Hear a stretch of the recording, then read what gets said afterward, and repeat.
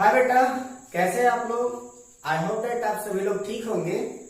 मैं नितेश शुक्ला आप लोगों का स्वागत करता हूं। अभी थोड़े दिन पहले मुझे कमेंट में एक मैसेज मिला था और वो मैसेज मुझे मिला पर्सनल आईडी पर कि सर आप इतना अच्छा पढ़ाते हो और इतनी अच्छी तरीके से आप सारी चीजों को एक्सप्लेन करते हो कि क्वेरीज की जगह ही नहीं बचती, तो हम लोग पूछे कहां से। इन फ्यूचर अगर कभी क्वेरीज हुई तो हम लोग जरूर पूछेंगे। इतना सम्मान देने के लिए आप सभी लोगों का बहुत ही ज्यादा शुक्रिया, बहुत ज्यादा थैंक्स। क्योंकि बेटा इतने कम समय में आप लोग जितनी आसानी से हमसे अटैच हुए, जितनी आसानी से आप लोग हमसे इतनी आसानी से आप लोग पढ़ रहे हो और हर एक तरीके से आप लोग मुझे रिप्लाई कर रहे हो, कंटेंट दे रहे हो, वो आप लोगों के लिए बिल्कुल ही सराहनीय है। और बेटा एक सबसे ज्यादा इंपॉर्टेंट बात यह है कि आप में से कई सारे लोग अभी भी एक्टिव नहीं हो। बेटा अभी मैं सिर्फ और सिर्फ ऐसी चीजों को बता रहा हूं जो आपकी केमिस्ट्री की बेसिक्स हैं। अगर ये स्टार्टिंग के चैप्टर्स अगर आपको समझ में नहीं आए तो आगे आने वाले चैप्टर्स में आपके पास थर्मोडायनेमिक्स है, इक्विलिब्रियम है, ऐसे स्टेट हैं, यानी कि आपका solid state, liquid state, gases state, state of matter के नाम से वो चैप्टर है। ये सारे कॉन्सेप्ट, ऐसे चैप्टर्स आपको तब तक नहीं समझ में आ सकते जब तक कि आपका बेसिक कंप्लीट नहीं है। इसीलिए एनसीईआरटी ने आपके स्टार्टिंग के 4 चैप्टर बिल्कुल ही बेसिक डाले हैं। सबसे पहला आपका बेसिक स्ट्रक्चर ऑफ केमिस्ट्री, जो कि आपका अभी जस्ट कंप्लीट हुआ है। आपने अपनी जो भी क्वेरीज थी आपने हमसे पूछा, अच्छा भी लगा सबका आंसर दे करके। दूसरा जो है वो आपका एटॉमिक स्ट्रक्चर है, जिसके बारे में आज हम लोग बात करना स्टार्ट कर रहे हैं। तीसरा जो चैप्टर है वो आपका एलिमेंट के लिए पीरियोडिक क्लासिफिकेशन का है और चौथा चैप्टर जो है वो आपका केमिकल बॉन्डिंग का है। तो chemical bonding and periodic classification को हम लोग आगे पीछे कर सकते हैं, जैसा हम लोग जरूरत लगेगा, जैसा आप लोगों का रिस्पॉन्स मिलेगा, ठीक है। फिर भी हम लोग देखते हैं आज के डेट में आपके एटॉमिक स्ट्रक्चर के बारे में। और एटॉमिक स्ट्रक्चर में हम आपको कुछ ऐसी चीजों को बताते हैं जो आपको आसानी से टाइप करने के लिए इनफ हो। तो ये देखते हैं कि आखिर इसमें है क्या क्या। तो सर आपका जो सबसे पहली बात आती है कि ये आपका पहला बात होता है एटोमिक, ठीक है। तो इसका मतलब होता है एटॉमिक। आखिर सबसे मेन बात ये है ना बेटा कि हम लोग पढ़ रहे हैं एटॉमिक स्ट्रक्चर के बारे में, और वहां पर ये क्या कह रहा है कि जो आपका एटॉमिक होता है, द नेम ऑफ एटॉमिक का मतलब होता है कि ये जो आपका ए है इसका मतलब होता है नॉट पॉसिबल, और टॉमिक का मतलब होता है डिवाइड, ठीक है। यानी कि जो आपके एटॉमिक होते हैं, यानी कि जो आपका एटम होता है, एटम का मतलब ही है कि it is not possible to divide. यहां पर हम लोग कुछ और बातें करें तो यहां पर हम लोग सबसे पहले करते क्या है कि हमारे पास इस एटॉमिक स्ट्रक्चर को डिफाइन करने के लिए, क्योंकि हमने इसके पहले वीडियो में हमने बात कर लिया है कि एटम्स क्या है। मैंने कहा था क्या कि एटम्स इज नॉट डिविजिबल, और यहां पर हमने आपके 3 कॉन्सेप्ट को एक साथ मर्ज किया था। मैंने कहा था एनर्जी, आपका एटम और मैटर, तीन के तीनों एक ही जैसे एग्जिस्ट करते हैं कि जो आपका एटम है can not generate, can not destroy, it can be change into one phase to another phase. Atoms are made up of electron, proton and neutron. उन सारी चीजों के बारे में हमने बात कर लिया था पहले भी।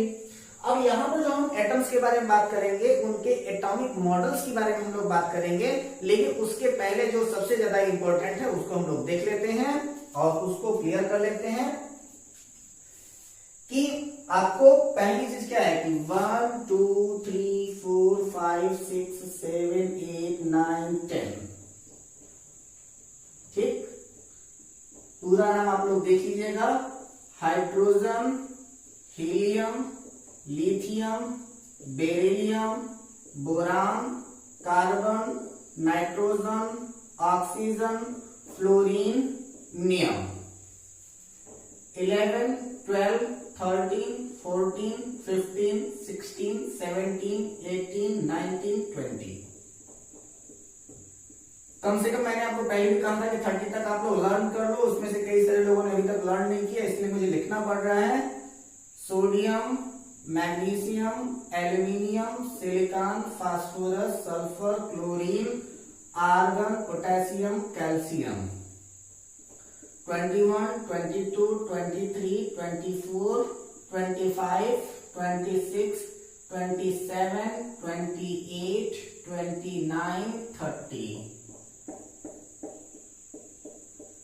Scandium, titanium, vanadium, chromium, manganese, iron, iron या फिर फेरस दोनों हो सकता है, कोबाल्ट, निकिल, कॉपर,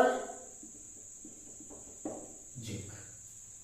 ठीक, एज यूजुअल आपको 1 से लेकर के 20 तक तो लगभग सबको याद ही होता है। बात कहां पर फंसती है कि 21 से लेकर के 30 तक सर हम लोग बार बार याद करते हैं और भूल जाता है ना। तो देखो, SC का मतलब साइंस, TI का मतलब टीचर, V का मतलब वेनिता, CR का मतलब कृपलानी, MN का मतलब मंडे, FE का मतलब फ्राइडे, CO का मतलब को, NI का मतलब नहा, CU का मतलब कर, ZN का मतलब जाती है। Science teacher Vinita Kripalani Monday Friday को नहा के जाती है। ठीक, आपका 21 से लेकर के 30 तक बड़े आराम से लर्न हो जाएगा। Scandium, titanium, vanadium, chromium, manganese, iron, cobalt, nickel, copper, zinc. Science teacher Vinita Kripalani Monday Friday को नहाकर जाती है। लर्न हो जाएगा ना अब। तो इसको आप लोग बिल्कुल भी लर्न कर लीजिएगा, एकदम कोई भी टेंशन लेने की जरूरत नहीं है, बड़े आराम की चीजें हैं ये। मस्ती करो, केमिस्ट्री पढ़ो। पता नहीं कौन बता दिया था कि केमिस्ट्री डिफिकल्ट होती है यार, हम तो उसको ढूंढ रहे हैं इसके। चलो अब देखते हैं हम लोग सबसे पहले आपका एटॉमिक स्ट्रक्चर में। तो जब आपकी जॉन डाल्टन ने कहा क्या कि एटम इज नॉट डिविजिबल, तो एटम्स के नॉट डिविजिबल होने के बाद कई सारे लोगों ने अपने अलग अलग मॉडल्स दिए। और जब इन्होंने अपने अपने मॉडल्स दिए तो उनमें सबसे पहला हम लोग बात करते हैं आपके जे थॉमसन के मॉडल की। ठीक है, आप लोगों को जो PDF दी जाएगी उसमें ये सारे के सारे मॉडल्स को मैं डिटेल में एक्सप्लेन करके मैंने उसको टाइप किया हुआ है। तो उसको आप लोग एट इट इज जैसे है उसको आप लोग अपने फेयर कॉपी में नोट डाउन कर लेंगे PDF को। मैं यहाँ पर आपको सिर्फ और सिर्फ उनको समझा रहा हूं कि आखिर वो मॉडल क्या था।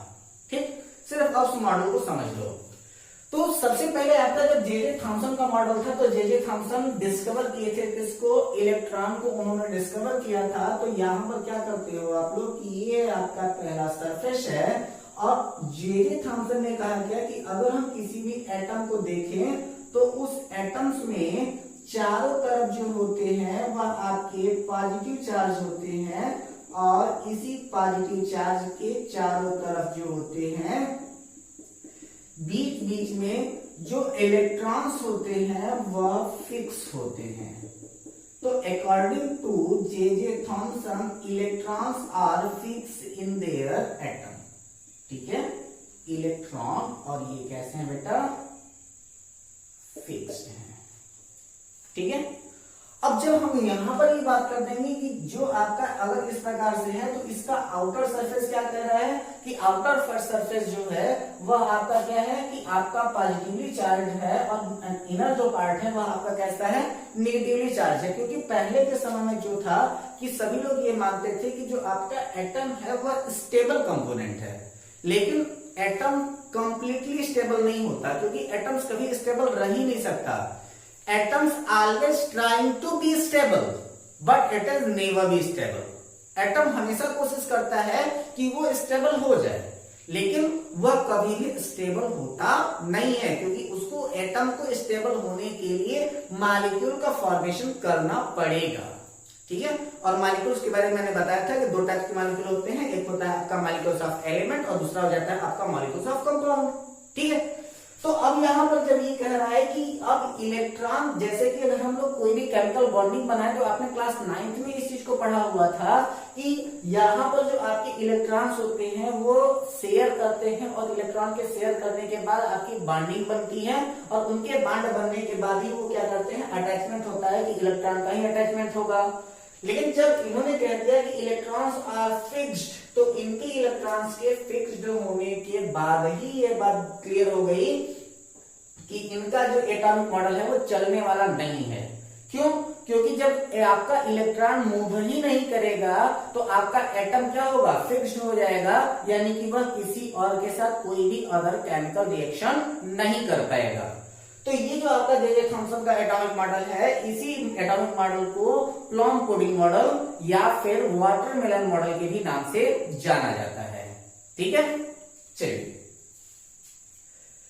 इसके बाद बात आती है किसकी, आपके रदरफोर्ड की। और हमने पिछली वीडियो में आपके रदरफोर्ड भाई साहब के बारे में बात किया था, बड़े बेकार आदमी थे वो। चलिए देखिए उन्होंने क्या कहा।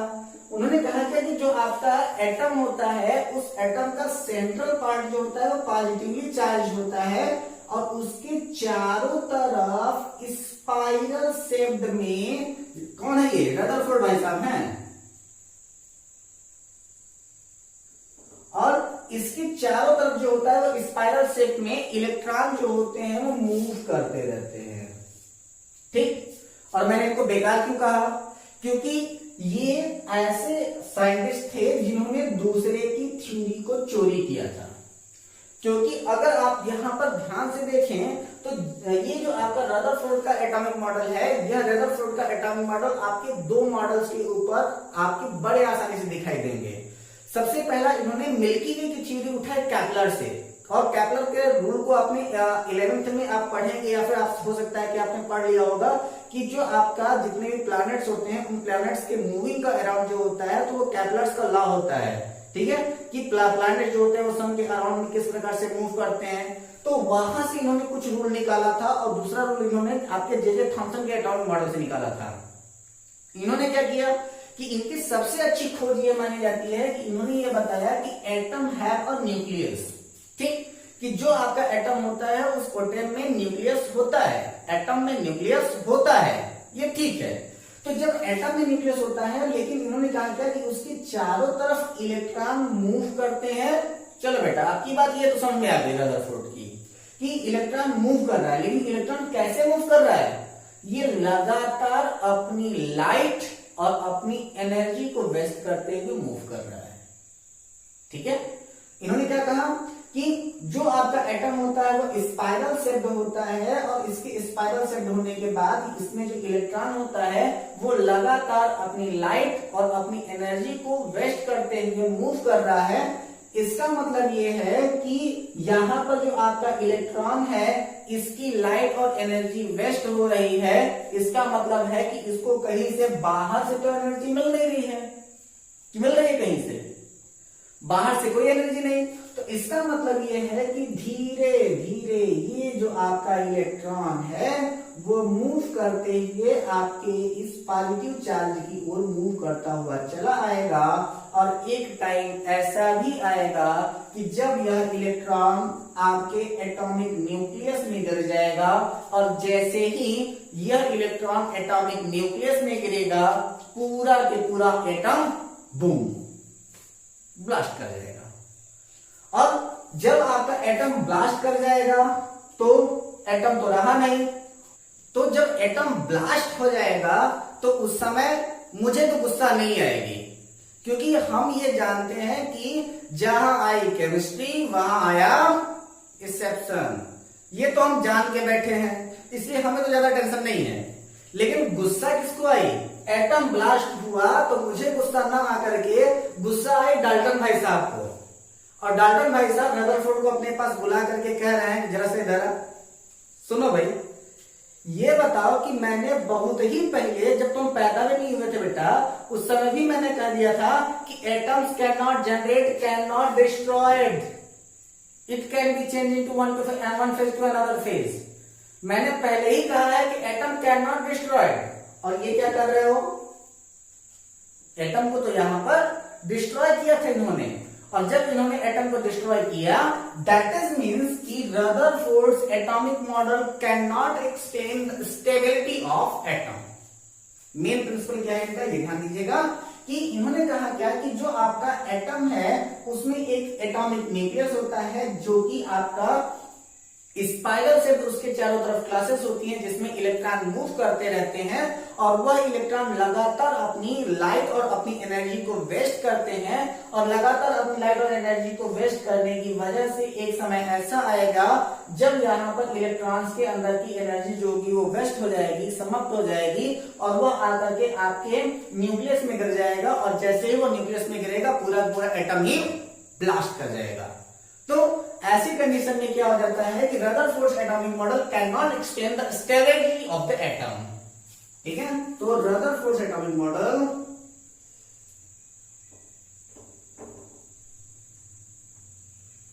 Rutherford's atomic model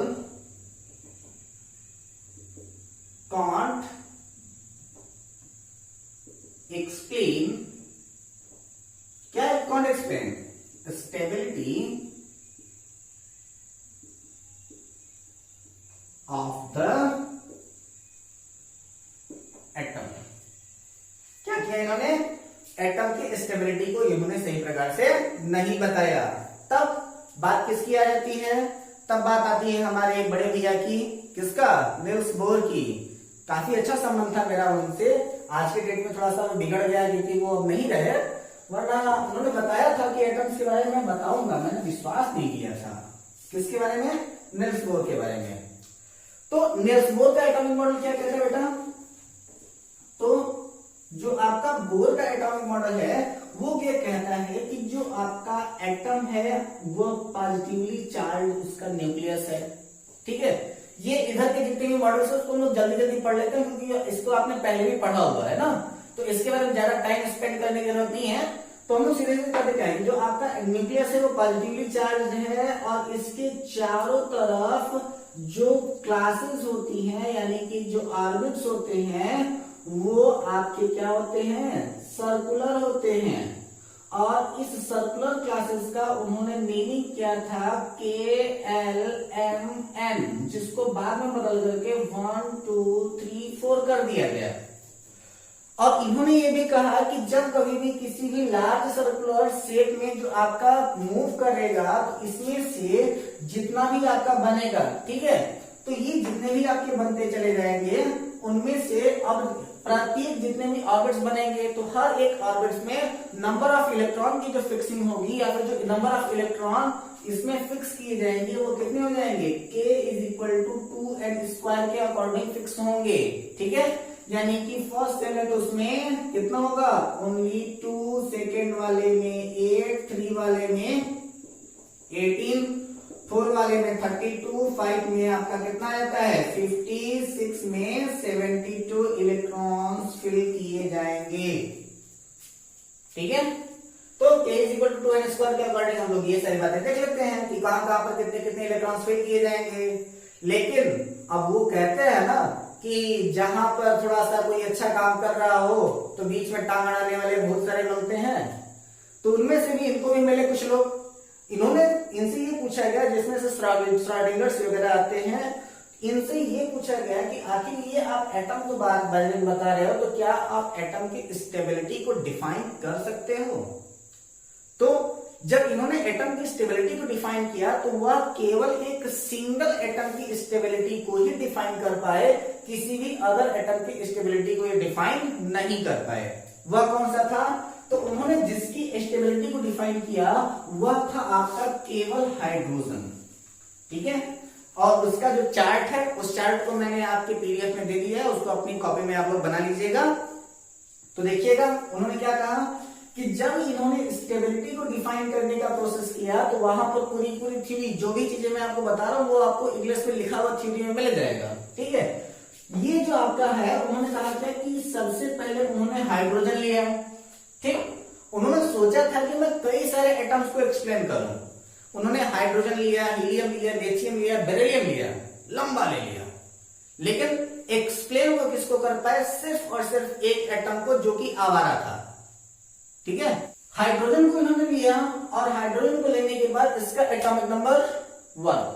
ठीक है, इसके बाद फिर हीलियम 2, लिथियम 3, Be 4। ठीक है, तो जब इन्होंने हाइड्रोजन हीलियम, लिथियम और बेरिलियम की बात इन्होंने किया, तो अब इन्होंने क्या किया कि जब इन्होंने स्पेक्ट्रोस्कोपी के ऊपर इसको डिफाइन किया, जब इसका स्पेक्ट्रम बनाना शुरू किया, तो जैसे ही इन्होंने स्पेक्ट्रोस्कोपी पर इसका स्पेक्ट्रम बनाया तो वो डिफाइन कर रहे थे 4 एटम्स को, डिफाइन हुआ केवल एक। कौन सा? केवल हाइड्रोजन। कैसे? देखो ऐसे कि ये जो आपका हो जाएगा क्या, hydrogen atomic number 1, helium atomic number 2 भले ही विथ पॉजिटिव चार्ज, ठीक है। पॉजिटिव चार्ज का मतलब कि यहां पर 2 इलेक्ट्रॉन था, 1 इलेक्ट्रॉन निकल गया, बचा कितना? 1 इलेक्ट्रॉन।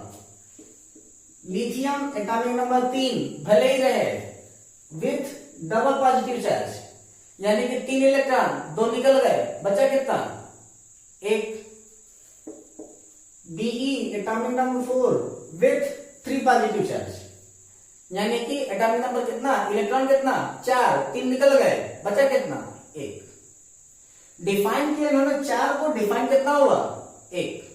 और इसको डिफाइन करने के लिए जो उन्होंने सीरीज दिया था वह सीरीज थी जिसको हम लोग कहते हैं लाइमर सीरीज, बामर सीरीज,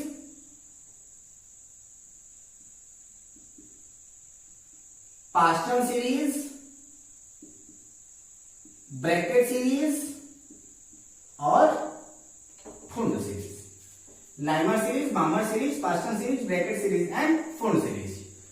इन चारों सीरीज को डिफाइन करने के बाद ये पता चला कि जो आपका लाइमर है वो अल्ट्रावायलेट है, यूवी, सीधे देखो, ठीक है।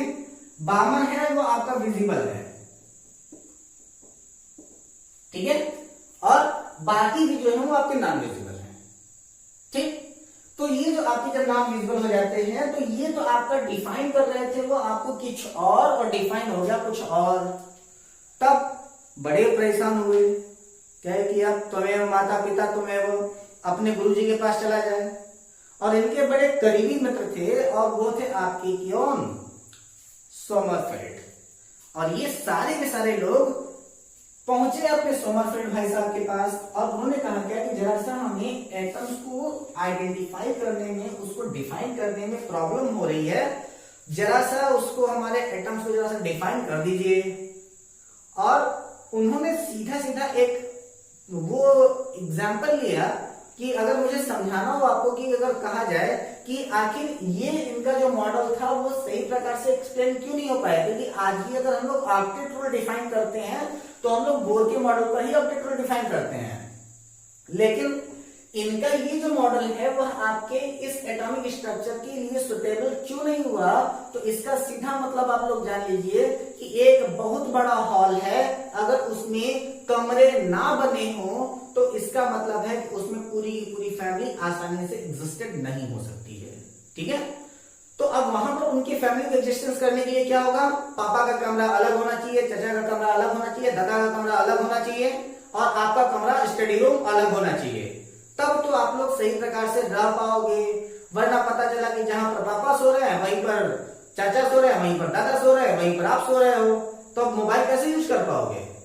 खासकर आप लोगों को तो रात में बैठ करके पढ़ना कम, वीडियो गेम ज्यादा खेलना रहता है, तब तो पापा के सामने बैठ करके वीडियो गेम खेलोगे तो डांट नहीं पड़ जाएगी। चलो, तो इन्होंने क्या किया कि जितने भी आपके ऑर्बिट्स हैं उन सारे के सारे ऑर्बिट्स को ऑर्बिटल्स डिफाइन करो। यानी कि उन्होंने कहा क्या कि जो एटम होता है वह आपका सर्कुलर नहीं बल्कि लार्ज सर्कुलर होता है, और जब ये लार्ज सर्कुलर होता है तो यहां पर जो आपका पॉजिटिव चार्ज है इसके साथ साथ ये किसी न किसी एंगल पर एक दूसरे को क्रॉस करते हैं, और क्रॉस करने के बाद ये पता चला कि इनके पास में जो आपके ऑर्बिटल्स होते हैं वो there are 4 types of orbital which is known as s orbital, p orbital, d orbital और f ऑर्बिटल, ठीक है। तो ये कौन कौन से होते हैं? आपके sp-df ऑर्बिटल होते हैं, और इस sp-df ऑर्बिटल के अकॉर्डिंग क्या हुआ कि जो आपका s ऑर्बिटल होगा उसमें आपका total maximum number of electron कितना होगा? ओनली 2 होगा। जो आपका p ऑर्बिटल होगा उसमें मैक्सिमम नंबर ऑफ इलेक्ट्रॉन कितना होगा? 6 होगा। जो d होगा उसमें 10 होगा, और जो f होगा उसमें 14 होगा। लेकिन ये तो बहुत बड़ी नाइंसाफी हो जाएगी ना कि कोई एक थ्योरी को एक्सप्लेन करता है, उससे पूछा जाता है कि भाई किस फार्मूले के अकॉर्डिंग आप इसमें इलेक्ट्रॉन भर रहे हो, दूसरे वाले से कहा दिया जाता है कि उसने कह दिया कि S = 2, P = 6, D = 10 और F = 14, अब वो कह देगा हम लोग मान जाएंगे? ये तो बड़ी नाइंसाफी है ना। तो फिर हम लोग अपने अगले वीडियो में जानते हैं s ऑर्बिटल में 2 इलेक्ट्रॉन क्यों, p ऑर्बिटल में 6 इलेक्ट्रॉन क्यों, d ऑर्बिटल में 10 इलेक्ट्रॉन क्यों और f ऑर्बिटल में 14 इलेक्ट्रॉन क्यों। इसी चीज को हम लोग जानेंगे अपने अगले वीडियो में। सो कीप वॉचिंग, बने रहे हमारे साथ और ऐसे ही केमिस्ट्री की इंटरेस्टिंग दुनिया में आप लोग घूमते रहें। और मैंने आपको जो पहले भी वादा किया था कि केमिस्ट्री तो आपके लिए मैं आसान करके ही मांगूंगा। So wait for my next video. Thanks a lot.